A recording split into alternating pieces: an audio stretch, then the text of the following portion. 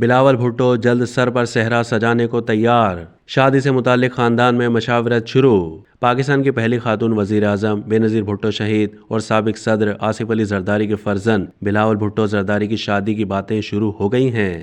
خاندان میں مشاورت کا سلسلہ تیز ہو گیا ہے۔ سابق وزیر خارجہ اور پاکستان پیپلز پارٹی کے چیئرمین بلاول بھٹو زرداری کے لیے لڑکی پسند کی جا چکی ہے، تاہم فی الحال اس معاملے کی مزید تفصیلات سامنے نہیں لائی جا رہی۔ پی ٹی آئی کے مطابق نوجوان سیاسی لیڈر بلاول بھٹو زرداری کی شادی سے متعلق خاندان میں مشاورت جاری ہے۔ پی ٹی آئی کے مطابق آصف علی زرداری چاہتے ہیں کہ بلاول بھٹو جلد از جلد شادی کے بندھن میں بندھ جائیں۔ خالہ اور پھپھو نے شادی کے مختلف پرپوزل فیملی کے سامنے رکھے ہیں۔